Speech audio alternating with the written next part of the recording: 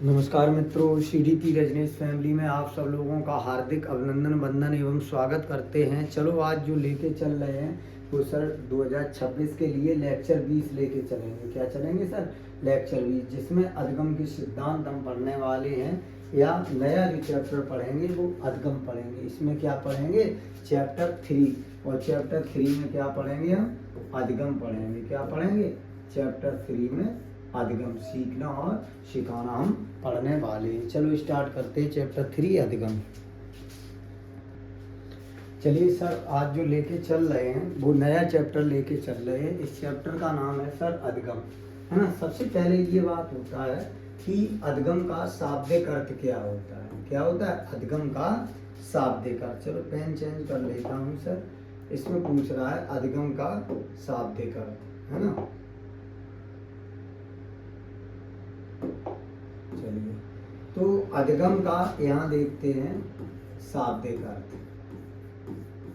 शाब्दिक अर्थ, है ना।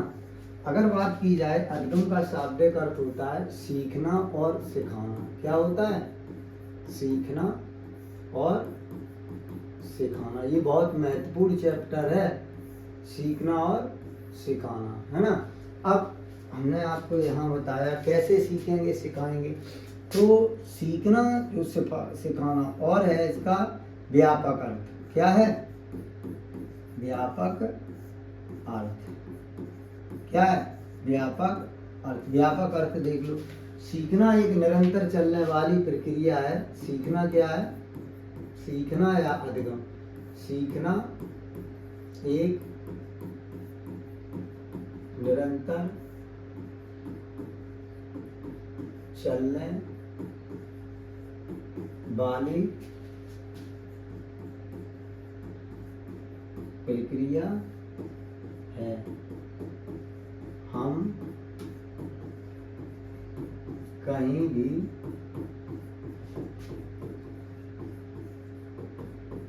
किसी भी जगह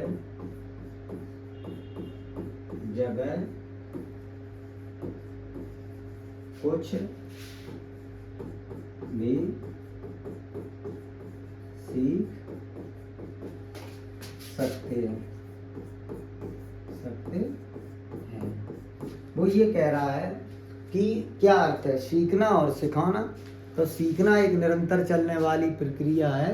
हम कहीं भी किसी भी जगह कुछ भी सीख सकते हैं। यहाँ हम एक उदाहरण ले लेते हैं, वही पुराना अपना उदाहरण। क्या उदाहरण था? मोबाइल के चक्कर में युवती गिरी नाले में। अब होता क्या था, एक गर्ल थी, एक लड़की थी। तो वो लड़की मोबाइल देखते हुए आगे जा रही थी, सामने देख नहीं रही थी, है ना। वो जा रही थी बराबर देखते हुए, आसानी से जा रही थी। होता क्या है कि वो आगे जाके एक नाला गड्ढा खोदा होता है, उस नाले में गिर पड़ती है। जब नाले में गिर पड़ती है तो हमने देखा, तो हमने सीख लिया। हमने क्या सीखा कि कभी भी हम जब मोबाइल चलाते हैं तो मोबाइल चलाते समय हमें रास्ते में नहीं जाना चाहिए, अर्थात रास्ते में जाते समय मोबाइल का प्रयोग नहीं करना चाहिए, है ना। ये बात हमने सीखी। इसी बात को हमने अपने जाके घर पे बताया कि, तो घर पे क्या बताया कि आज ऐसे ऐसे एक घटना हो गई, है ना। तो वही हो गया। तो पहले हमने क्या किया? सीखा और उसके बाद सिखाया। तो क्या है? अधिगम एक निरंतर चलने वाली प्रक्रिया है, जिसका शाब्दिक अर्थ होता है सीखना और सिखाना। ये आप नोट कर लो, फिर आगे चलते हैं, है ना। बहुत अच्छे से इसको लेके चलेंगे। चलिए नोट डाउन कर लो, अब चलते हैं, देखते हैं। अगर हम बात कर लें सर अधिगम की, तो अधिगम की बात की जाए तो सामान्य अर्थ में ये भी हो सकता है सीखना और व्यवहार में परिमार्जन, अर्थात व्यवहार में परिवर्तन, या क्या हो जाएगा? परिमार्जन। क्या होगा? परिमार्जन, है ना। अर्थात हम कह सकते हैं सीखना क्या है? हमें जो परिवर्तन आते हैं वही हमारा सीखना कहलाता। अर्थात ये कह सकते हैं, क्या कह सकते हैं, जो अधगम है वो व्यवहार में परिवर्तन की एक प्रक्रिया है। अधगम क्या है? अधगम व्यवहार में परिवर्तन की एक प्रक्रिया है।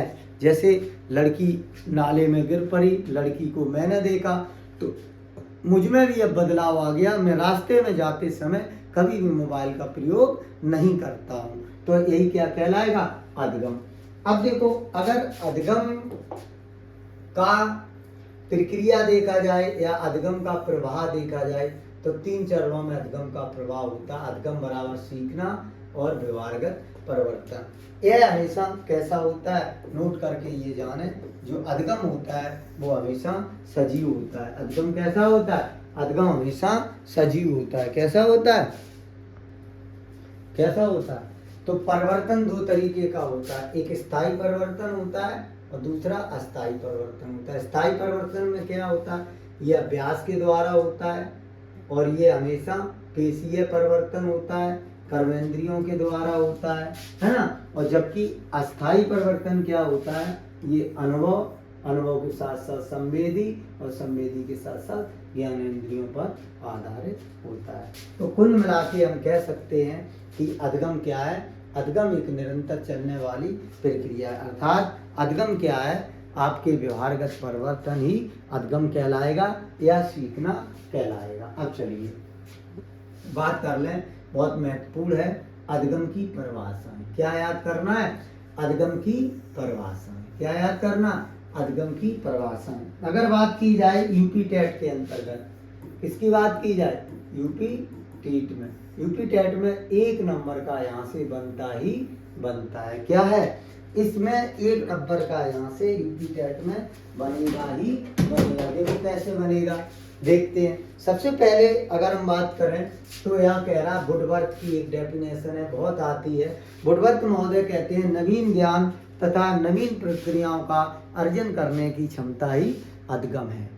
जब हम नया ज्ञान अर्जन करते हैं, नई प्रक्रियाओं के साथ अर्जन करते हैं तो वो हमारा क्या कहलाता है? अधगम। लेकिन हम इसको याद कैसे रख पाएंगे? महत्वपूर्ण तो हमारे लिए ये है कि इस परिभाषा को हम याद कैसे रख पाएंगे, है ना। हम इस परिभाषा को याद कैसे रख पाएंगे, वुडवर्थ, है ना। तो देख लेते हैं। इसको याद करने के लिए ट्रिक्स हमने बनाई है। देखो, बर्थ मीन्स क्या होता है? बर्थ मीन्स होता है जन्म। बर्थ मीन्स क्या हो गया? जन्म। जब हमारा जन्म होगा तो हम नवीन ज्ञान को अर्जन करेंगे, नवीन प्रक्रियाएं करेंगे कि नहीं। तो बस यही 2 बातें आपको ध्यान रखना है कि जब हमारा जन्म होगा तो नवीन ज्ञान अर्जित करेंगे और नवीन ज्ञान के साथ साथ हम क्या करेंगे? नवीन प्रक्रियाएं। अर्थात वुडवर्थ महोदय कहते हैं नवीन ज्ञान तथा नवीन प्रक्रियाओं को अर्जन करने की क्षमता ही अधगम कहलाती। ट्रिक्स में कैसे याद करोगे आप? कैसे? वुडवर्थ। बर्थ मीन्स होता है जन्म। ये हमारी क्या हो गई? ट्रिक हो गई। क्या हो गई? ट्रिक हो गई। और जन्म जब होगा तो नवीन ज्ञान प्राप्त करेंगे और नवीन प्रक्रियाएं। देख लो आप। चलिए दूसरा देखते हैं ट्रिक्स में। दूसरा अगर ट्रिक्स की बात की जाए तो यहाँ है गेट्स। अब आप देख लो, गेट्स महोदय कहते क्या है? अनुभव तथा प्रशिक्षण के द्वारा व्यवहार का उन्नयन। व्यवहार में जो आप उत्तरोत्तर आप में परिवर्तन हो रहे हैं वो ही आपका क्या है? अधगम है। चैलेंज ये है, ये कहते हैं हम जो कुछ भी सीखते हैं अनुभव और व्यवहार के द्वारा सीखते हैं। तो हमें इनकी बात पे ध्यान न रखे, हमें टेट में क्या पूछा जाएगा कि ये परिभाषा किसकी है? क्या पूछा जाएगा? ये निम्नलिखित में से शब्द किसने दिए हैं और इस शब्द के लिए कैसे याद करोगे? तो हमें आपको पता है गेट्स मीन्स होता है प्राप्त करना। क्या होता है? प्राप्त करना। क्या होता है? गेट्स मीन्स होता है प्राप्त करना। और प्राप्त हम किसके द्वारा करते हैं? अनुभव के द्वारा और प्रशिक्षण के द्वारा। अनुभव और प्रशिक्षण के द्वारा क्या करते हैं? हम प्राप्त करते हैं। तो ट्रिक हमें क्या मिल गई? ट्रिक क्या मिल गई?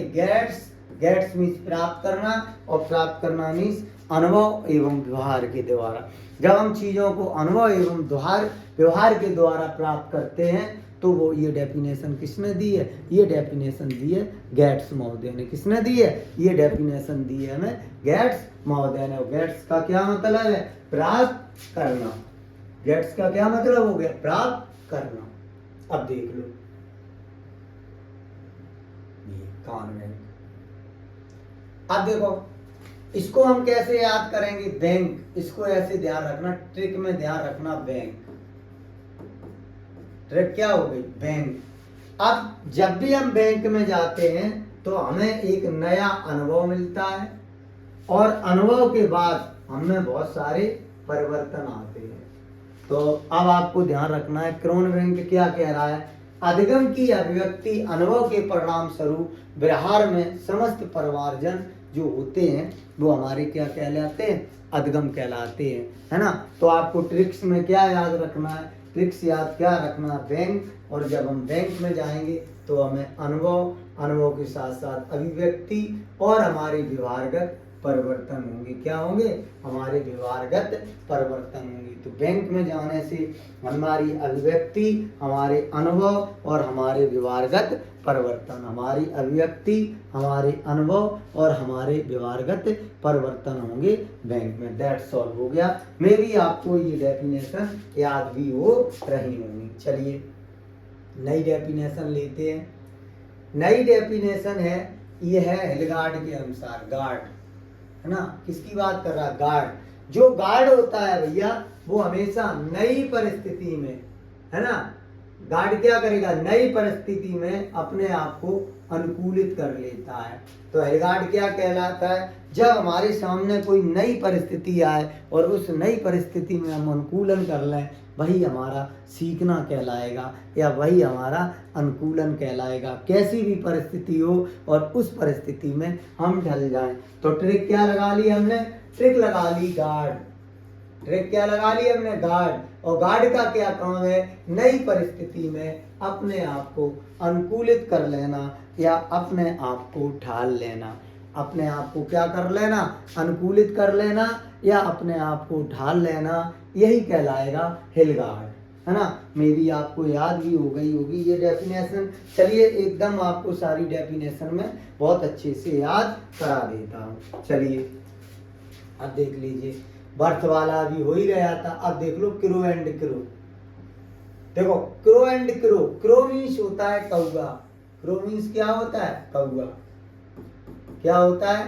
क्रो मीन्स होता है कौवा। और कौवा की क्या होती है? आदत। और कौवे की क्या होती है? अभिवृत्ति। और कौवा क्या करता है? काव काव काव काव काव। तो कहने का मतलब है क्रो एंड क्रो, अभिवृत्ति ध्यान रखना है और ज्ञान और आदत ध्यान रखना है। कौवे की क्या होती है? आदत। तो आपको डेफिनेशन में, ट्रिक्स में ध्यान रखना है, आदत ज्ञान एवं अभिवृत्तियों का अर्जन करना ही अधिगम है। आदत ज्ञान तथा अभिवृत्तियों का अर्जन करना ही अधिगम है। आदत ज्ञान तथा अभिवृत्तियों का अर्जन करना ही क्या कहलाएगा? अधिगम कहलाएगा। चलिए इसको नोट डाउन कर लीजिए आप, चाहो तो स्क्रीनशॉट लेते चलो, है ना, बहुत अच्छे से चलेंगे। चलिए सर आप देख लो सर, अगर हम बात कर लेते हैं गैट्स एवं अन्य की, तो ये हो ही गया था अभी स्किनर। जब भी स्किनर की कोई भी डेफिनेशन आती है, आपको एक बात ध्यान रखना है, जब भी स्किनर की कोई भी डेफिनेशन आ जाए तो इसमें क्या रहेगा? अधिगम, उत्तरोत्तर और सामंजस्य, तीन चीजें रहेंगी, सीखना और सिखाना और इसके साथ साथ सामंजस्य। तीन बातें आपको ध्यान रखना स्किनर में। स्किनर की जितनी भी डेफिनेशन होगी, सीखना, सिखाना, सामंजस्य। सीखना, सिखाना, सामंजस्य। सीखना, सिखाना, सामंजस्य। क्या कहता है ये? व्यवहार के अर्जन में उन्नति की प्रक्रिया ही अधिगम है। जब हम कोई व्यवहार करते हैं उसमें जो हमें उन्नति होती है, जो उन्नति की एक प्रक्रिया है, वही हमारा क्या है? अधिगम है। अर्थात उन्नति के हमारे व्यवहारों में उन्नति की प्रक्रिया ही क्या कहलाएगी? अधिगम कहलाएगी। हमारे व्यवहारों में उन्नति की प्रक्रिया क्या कहलाएगी? अधिगम कहलाएगी। चलिए नोट डाउन कर लीजिए आप, है ना, एक बड़े आराम से चलते हैं। अब देखो गिलफोर्ड, गिलफोर्ड कई बार रिपीट भी हुआ है। गिलफोर्ड क्या हुआ है, कई बार रिपीट हुआ है। गिलफोर्ड को हम ऐसे ध्यान रखेंगे फोर्ड। अगर हम आपको फोर दें, है ना, अगर हम आपको फोर दें, अगर हम आपको क्या कर दें, फोड़ दें, है ना, फोड़, हम आपको फोड़ दें तो आपके व्यवहारों में क्या आएगा, परिवर्तन आएगा कि नहीं, नहीं आया। तो गिलफोर्ड में ट्रिक याद क्या रखना है, ट्रिक याद रखना, फोर्ड, फोर्ड का मतलब फोड़ना, फोर्ड का मतलब क्या हो गया, फोड़ना। अगर हम किसी व्यक्ति विशेष को फोड़ देते हैं, मतलब उसको हानि पहुंचाते हैं, तो उसके व्यवहारों में परिवर्तन हो जाएगा। इस प्रकार गिलफोर्ड की डेफिनेशन हम कैसे याद रखेंगे, व्यवहार के कारण व्यवहार में आया कोई भी परिवर्तन अधिगम है। क्या है, व्यवहार के कारण व्यवहार में आया कोई भी परिवर्तन अधिगम है। क्या ध्यान रखेंगे, व्यवहार के कारण व्यवहार में आया कोई भी परिवर्तन क्या कहलाएगा, अधिगम कहलाएगा। क्या कहलाएगा, अधिगम कहलाएगा। अब देख लो सर, मॉर्गन एवं किंग, है ना, ऑफलाइन क्लास में इतनी डेफिनेशन नहीं देते हैं, किंग ध्यान रखना भैया। हमेशा ये देखो, जो किंग होता है उसमें अपेक्षाकृत स्थायी परिवर्तन रहता है। किंग, किंग बोले तो राजा, राजा में हमेशा स्थायीगत परिवर्तन रहता है। क्या रहता है, राजा, किंग, किंग मीन्स राजा। तो आपको ट्रिक क्या ध्यान रखना है, किंग, और किंग मीन्स राजा। और राजा का क्या होता है, अभ्यास या अनुभूति के परिणाम स्वरूप व्यवहार में होने वाले अपेक्षाकृत स्थायी परिवर्तन ही सीखना कहलाता है। क्या कहलाता है, अपेक्षाकृत स्थायी परिवर्तन ही सीखना कहलाता है। मॉर्गन और किंग, तो मॉर्गन और किंग क्या कहलाता है, अपेक्षाकृत स्थायी परिवर्तन सीखना कहलाता है। क्या कहलाता है, अपेक्षाकृत स्थायी परिवर्तन सीखना कहलाएगा। आप इसको नोट डाउन कर लो, चलिए नोट डाउन करिए, आसानी से इसको नोट डाउन करते रहिए, है ना। चलिए देखते हैं, अब बात करते हैं रिली और लेविस के अनुसार, रिली या लेविस, है ना। अब आपको एक ध्यान रखना, रिली से रिलीज ध्यान रखना। और रिलीज क्या होता है, जब भी कोई फिल्म रिली या रिलीज होती है तो उसमें योग परिवर्तन आते, धारणा योग, है ना। रिलीज से ध्यान रखना, रिलीज, क्या ध्यान रखना, रिलीज। और रिलीज कोई फिल्म होती है तो उसमें जो सीन होता है वो धारण योग परिवर्तन करने योग सीन होता है, उसी सीन को करके फिल्म की शूटिंग की जाती है। तो रिलीज ऐसे आपको ध्यान रखना है।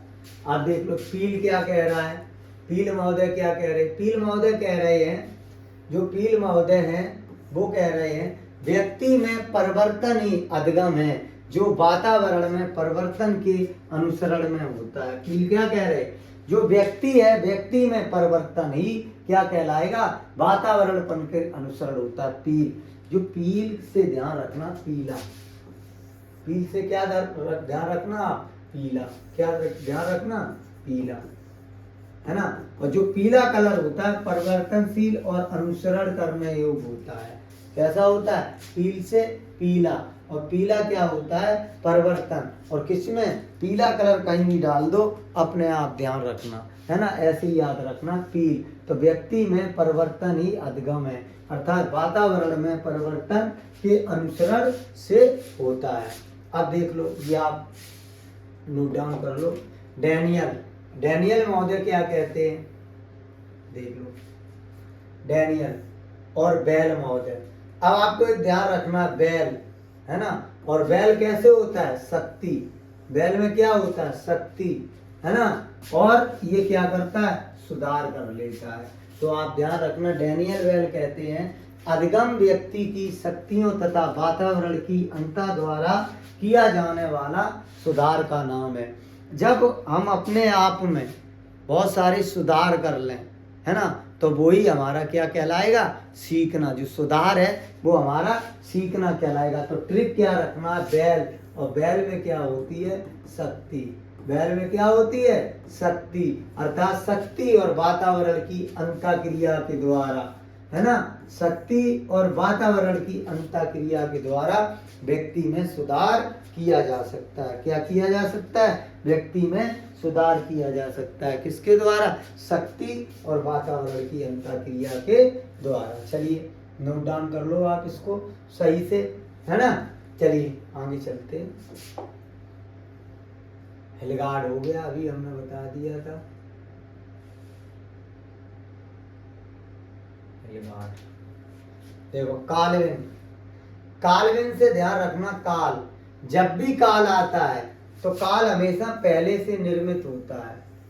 नहीं, लोग कहते नहीं है कि आप कहूं चले जाओ, जहां पर काल होगा वहीं पर आपकी मृत्यु होगी। तो काल्विन, काल्विन का मतलब है काल, काल्विन महोदय कहते हैं पहले से निर्मित व्यवहार में अनुभवों द्वारा सुधारी अधिगम है। तो ट्रिक क्या याद रखोगे इस काल्विन को याद करने के लिए? काल, है ना, और काल कैसी होती है? पहले से निर्मित। काल क्या होता है? पहले से निर्मित होता है काल। That's all. क्या हो गया? काल पहले से निर्मित होता है। चलिए अब देख लेते हैं। अब अगर हम बात करते हैं, चलिए अधिगम के सोपान पर, अब देखते हैं अधिगम के सोपान, है ना। अब अगर बात की जाए अधिगम के सोपान, टॉपिक क्या रहेगा? अधिगम के सोपान टॉपिक है, टॉपिक क्या रहेगा? अधिगम के सोपान या चरण। क्या रहेगा? अधिगम के सोपान या चरण। तो इसके कितने चरण हैं? 7 चरण बताए गए। कितने चरण बताए गए? 7। देखो इसको ट्रिक्स में देख लेते हैं, ट्रिक्स में देख लेते हैं। कैसे देख लेते हैं? MP बिहार में BCR रोग लग गया, लग गया। M का मतलब हो गया मोटिवेशन, इसको कहते हैं अभिप्रेरणा, प्रेरणा। ठीक। P का मीन्स हो गया पर्सन, पर्सन मीन्स हो गया व्यक्ति। B का मतलब हो गया वेरियस, R का मतलब हो गया रिस्पॉन्स, वेरियस का मतलब होता है विभिन्न, रिस्पॉन्स का मतलब अनुक्रिया।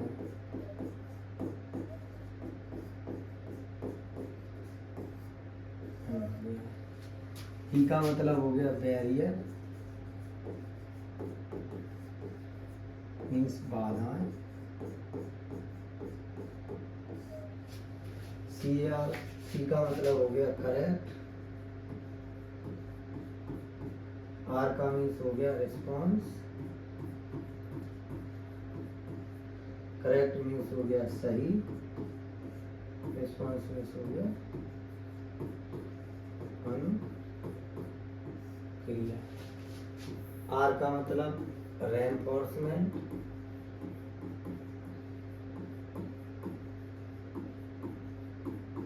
इसका मतलब हो गया प्रबलन या पुनर्बलन वाला। ओ का मतलब ऑर्गेनाइजेशन,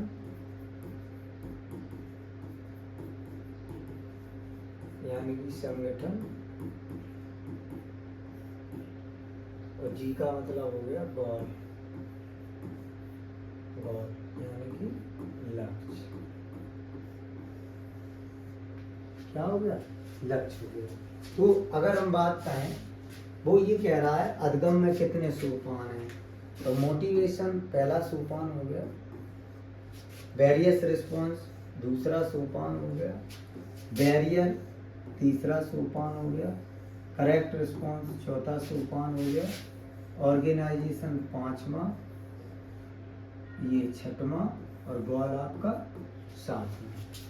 वो ये कह रहा है, जब मान लो यहाँ एक एग्जाम्पल ले लो, एग्जाम्पल क्या ले लेते हैं, मान लो कोई पर्सन व्यक्ति है श्यामू, है ना, श्यामू। अब जब पर्सन श्यामू है तो श्यामू को मोटिवेशन जागा अभिप्रेरणा, और कौन सी जागी, बाहरी, कि मोहन टीचर है, मोहन क्या है, टीचर है, तो मुझे भी आंतरिक रूप से इसने सोचा मुझे भी टीचर बनना है। क्या बनना है, मुझे भी टीचर बनना है, इसने सोचा। किसने सोचा, श्यामू ने। और टीचर बनने के लिए इसने बहुत सारी अनुक्रियाएं की। क्या की, टीचर बनने के लिए इसने बहुत सारी अनुक्रियाएं की, बहुत सारे कार्य किए। जब इसने टीचर बनने के लिए बहुत सारी अनुक्रियाएं की तो इसको बाधाएं उत्पन्न हुई। क्या हुई, बाधाएं। जब इसको बाधाएं उत्पन्न हुई फिर भी इसने कुछ नहीं, हार नहीं मानी, और थोड़े दिन बाद इसने सही अनुक्रिया होने लगी इससे, अर्थात सही कार्य होने लगा। और जब सही कार्य होने लगा तो इसने प्रबलन या पुनर्बलन इसमें आगा, और इसने एक अपना संगठन तैयार किया, और संगठन तैयार करने के बाद उस पर कार्य किए। तो कहने का मतलब है, जब भी हम कोई कार्य करते हैं तो उस कार्य में बहुत सारी हमें समस्याएं उत्पन्न होती हैं, और उन समस्याओं के साथ साथ बहुत सारी बातें निकल के आती हैं। तो इस प्रकार हम देखते हैं अधिगम में कितने सोपान, 7 सोपान या 4 चरण दिए हैं। तो आप चाहो इसका स्क्रीनशॉट ले सकते हो, ये अपनी क्या है, ट्रिक्स। उसके बाद हम इसको ये क्रम में लिखा देंगे। चलिए स्क्रीनशॉट ले लिया होगा, चलते हैं अब देख लेते हैं इसको क्रम में, देखते हैं क्रम में कैसा रहेगा। चलिए देखते हैं।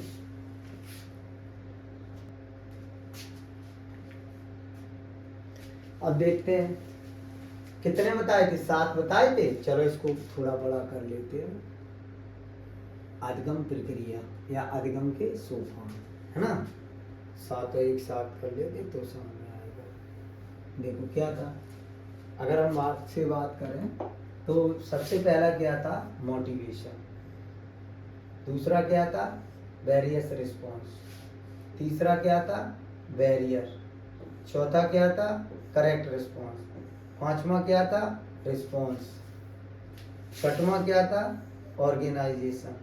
सातवां क्या था, गोल। देख पा रहे, अगर बात करें तो ये हमारा संकेत हो गया, है ना, और ये हमारा या इस प्रकार देख लो आप, ये इस प्रकार देख, है ना, ये इस प्रकार, हाँ देख लो। मोटिवेशन सबसे पहले व्यक्ति में क्या जागता है, अभिप्रेरणा या प्रेरणा जागती है। दूसरा वेरियस रिस्पॉन्स, बहुत सारी अनुक्रियाएं करता है, अर्थात विभिन्न अनुक्रियाएं करता है। फिर उसके सामने बैरियर आता है। बैरियर बोले तो कठिनाइयाँ या चुनौतियाँ आती हैं। जब चुनौतियाँ आती हैं तो करेक्ट रिस्पॉन्स भी आता है, उसकी सही अनुक्रिया आती है। जब सही अनुक्रिया आती है फिर उसको रेनफोर्समेंट, पुनर्बलन या प्रबलन मिलता है, और उसके बाद उसका ऑर्गेनाइजेशन, वो संगठन बनाता है। संगठन के बाद एक वो क्या बना लेता है, गोल बना लेता है। क्या बना लेता है, एक गोल वो बना लेता है। क्या बना लेता है, एक गोल तैयार कर लेता है। आप इसका स्क्रीनशॉट ले लो। तो हमने यहाँ क्या क्या जान लिया, आज अधिगम की परिभाषाएं और अधिगम के सोपान जान लिए। नेक्स्ट वीडियो में हम क्या मिलेंगे देखते हैं। नेक्स्ट वीडियो में जो रहेगा अधिगम सीखने के सिद्धांत रहेंगे, है ना।